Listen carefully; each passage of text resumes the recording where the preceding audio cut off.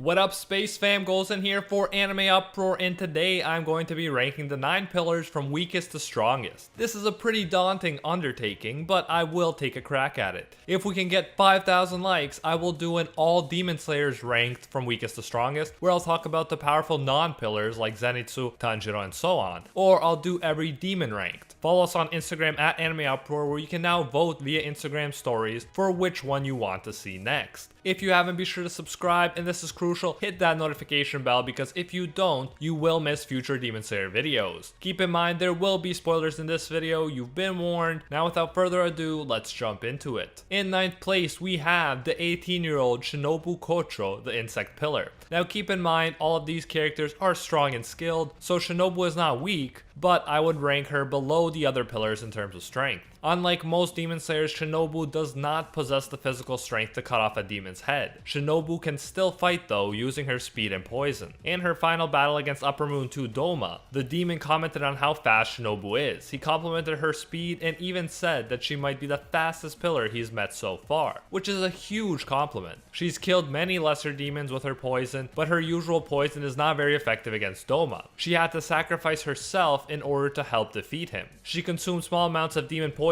over a long period of time and eventually was overflowing with it. She purposely let herself be consumed by Doma in order to poison him. This eventually weakened him enough for Inosuke and Kanao to defeat him. So Shinobu was good at strategizing, but unfortunately her last strategy included sacrificing her own life. She was definitely an entertaining character and helped pull off one of the best revenge moments in anime, but in terms of strength, I have to put her below the other pillars. In 8th place, we have the 23-year-old Tengen Uzui, the former Sound pillar. Unlike most of the other pillars that will follow, Tengen did not manifest the Demon Slayer mark, which means he didn't get that significant power upgrade that marked ones did. Besides that, even before we take marks into account, Tengen had trouble dealing with the weakest Upper Moon 6 Gyutaro. He needed a significant amount of help from the others, including Tanjiro, Zenitsu, Inosuke, Nezuko, and his wives, to defeat Gyutaro and his sister Daki. It cost Tengen a hand and an eye in order to distract Gyutaro long enough for Tanjiro to cut his head off. Then Tengen had to be saved by Nezuko's flames, which burnt the poison out of his system. Some of the following pillars on this list, as we shall see, could kill a stronger Upper Moon all by themselves without losing any body parts. Iguro the snake pillar is not impressed when he hears what happened. Iguro asks him what he was thinking losing his arm and an eye to the weakest Upper Moon. Iguro says all that and he doesn't even know how much help Tengen needed just to survive. Tengen says he can't fight anymore and that he's retiring. At one point in the past, one of his wives was even talking about them retreating from the front lines after they defeated an Upper Moon, so this seemed to be always the plan. Tengen is strong, but not that strong compared to the other pillars. He knows that people like Muichiro and Gyomei are way more talented than he is. Tengen wants to retire and spend more time with his 3 beautiful wives, and who can blame him? In 7th place, we have the 19-year-old Mitsuri, who unlike the 2 previously mentioned pillars, is still an active pillar. Mitsuri, the love pillar, awakens her Demon Slayer mark while fighting against Upper Moon 4. She is able to fight the powerful clone of Upper Moon 4, Hentengu, while Tanjiro, Genya, and Nezuko hunt down and cut the real body. Not only does Mitsuri distract the powerful clone long enough for the others to kill the original, she even does it without experiencing serious injuries. That's truly impressive, and for that reason I had to put Mitsuri with a Demon Slayer mark above Tengen. However, when it comes to the fight against Muzan, Mitsuri is the first of the pillars fighting to get a serious injury. She can't keep up with the others and has to be saved and taken to safety by Iguro, who loves her. Still though, Mitsuri is the strongest female pillar in the series, and it took the Demon King of Pop himself, the strongest demon, to finally defeat her. In 6th place, we have the 21-year-old water pillar Giyu Tomioka.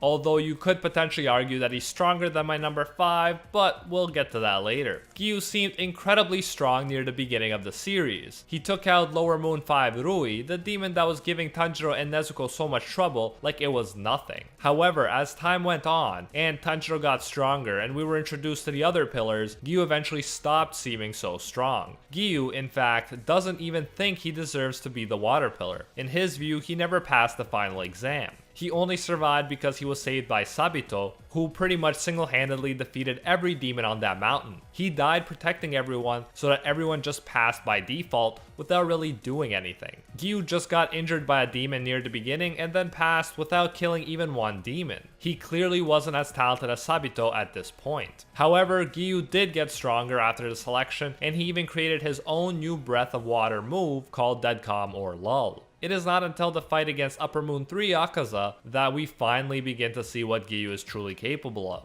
During the fight against Akaza, Giyu's Demon Slayer mark awakens, but he still can match Akaza's power. In fact, it's Tanjiro who ends up surpassing Giyu, at least temporarily, with his non-self state. Akaza eventually dies after Tanjiro cuts off his head, but only because Akaza decided that it was his time to go. Later, Giyu would go on to fight with the other pillars against Muzan. Mitsuri is the first to be taken out. Then, Giyu loses his sword and needs to be helped out by Iguro, Gyome, and Sanemi. Giyu is strong, but in both the fight against Akaza and the fight against Muzan, he's lagged behind his fellow fighters. In 5th place, I have the 20-year-old Kyojuro Rengoku, the Flame Pillar. It may seem weird to you that I'd put Rengoku, who has not manifested the Demon Slayer mark, ahead of Giyu, who has manifested the Demon Slayer mark, but I think that Rengoku as of now still deserves to go above Giyu. While Giyu struggled against Akaza even though he had a much stronger Tanjiro's help and a Demon Slayer mark, Rengoku did amazingly well without those things. He even had the added distraction of having to protect the others who were too weak to help at this point. Akaza is consistently impressed by Rengoku during their fight. He praises Rengoku much more than he praises Giyu during their fight. Akaza comments on Rengoku's amazing speed, his wonderful sword technique, and so on. He's so impressed at his strength that he begs him throughout the fight to become a demon because he thinks that it would be such a waste if he died. Even with a pierced gut, Rengoku can muster quote-unquote unbelievable power, to use Akaza's words. Akaza is not strong enough to break free from his grip, so he has to sever his own arms so that he can run away. At this point, the sun is coming up and Akaza is not willing to take his chances. As a result, Rengoku succeeded in protecting everyone else just like he said he would. Yes, Rengoku dies, so Giyu will likely surpass him eventually if he keeps growing, but the way Rengoku fought against an opponent as strong as Akaza without any help or Demon Slayer mark was truly remarkable. After Rengoku's death, Tengen comments that even Rengoku lost to an Upper Moon, which suggests he is among the strongest pillars. Upper Moons are usually expected to beat pillars. They live for centuries after all. Nonetheless, Iguro says he can't believe that Rengoku lost against the third strongest Upper Moon. It is clear that even among the pillars, Rengoku was held in high regard.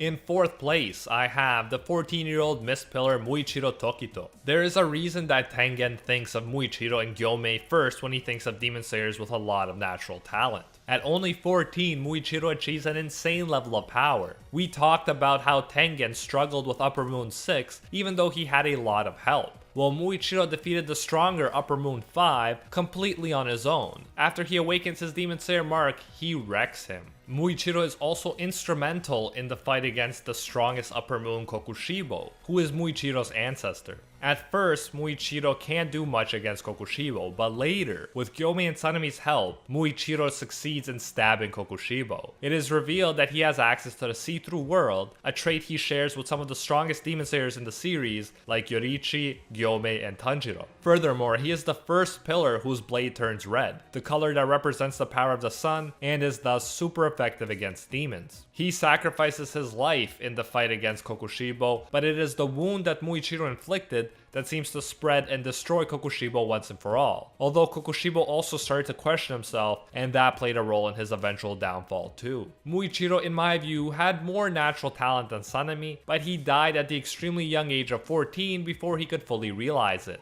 Keep in mind, he was even younger than Tanjiro. Muichiro's life was cut short so early, while Sanemi has ample combat experience and even continues to grow chapter by chapter. For this reason, I decided to put the Wind Pillar ahead of Muichiro on this list. So in 3rd place, we have the 21-year-old Wind Pillar Sanemi Shinazugawa. When fighting against Sanemi and Gyome, Kokushibo noticed that these two are very skilled even among the pillars. Sanemi has insane recovery abilities and manages to survive even after receiving wounds that would have killed pretty much anyone else. He even goes on to fight strong opponents after receiving such serious wounds. He survived the fight against Kokushibo, although he did have to be saved by the rock pillar Gyome on occasion. By the end of the fight, Sanemi had lost consciousness but was still fighting. Against Muzan, Sanemi has been keeping up with Gyomei and Iguro. As mentioned, Mitsuri and Giyu were the ones who lagged behind so far. Perhaps Sanemi should even be second on this list, but I will tell you why I placed Iguro ahead of him. In second place, I have Obanai Iguro. This may shock you, especially since in the data book, he is the physically weakest pillar after Shinobu.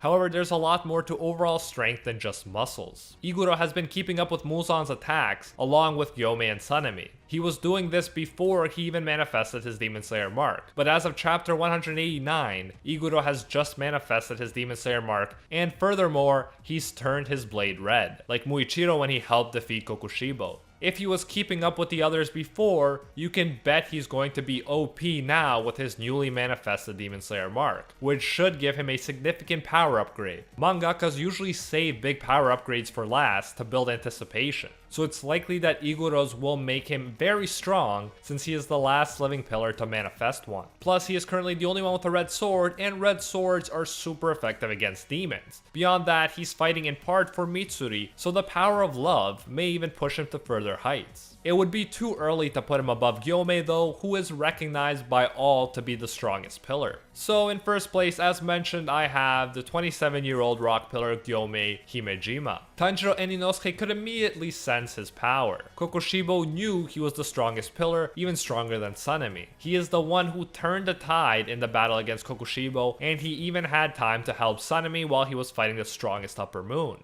He has access to the see-through world, and his weapon did turn red after Muichiro's during the battle against Kokushibo, but it is back to normal right now. However, as with last time, the fact that Iguro's weapon turned red might mean that the weapons of the other pillars may follow suit and turn red too in the upcoming chapters. In short, there is a reason that Kokushibo said he hadn't encountered such a strong fighter like Gyomei in the last 300 years. Not only was Gyomei born with natural talent, he has honed his natural gifts to their absolute peak according to Kokushibo. This giant among pillars will no doubt be crucial in the fight against Muzan. And that is it for this video. I feel really good about this list and I hope you enjoyed it. Ranking characters who haven't fought each other is always a difficult undertaking, so if you guys disagree with this list, that's totally cool. Let me know how you would rank the pillars in the comments. Remember, if we can get 5,000 likes on this video, I will do an all Demon Slayers rank from weakest to strongest, where I'll talk about the powerful non-pillars like Tanjiro and Zenitsu, or I'll do every demon ranked. Follow us on Instagram at Anime Uproar, where you can now vote via Instagram stories for which one you want to see next. If you haven't, be sure to subscribe, and this is crucial, hit that notification bell, because if you don't, you will miss future Demon Slayer videos. A special thank you goes out to our patrons over on Patreon who help us survive YouTube issues and who help make videos like this one possible. I especially want to thank our Pro Hero tier patrons, the one and only Gilgamesh,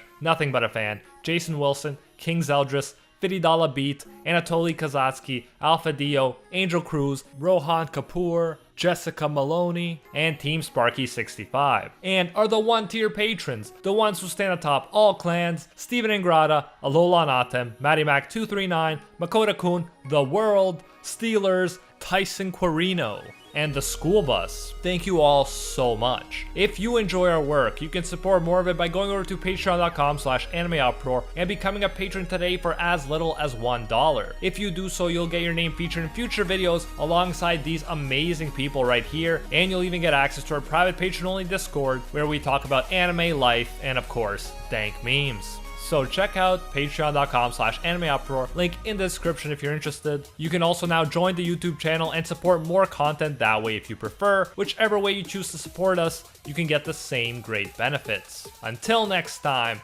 see you, Space Cowboy.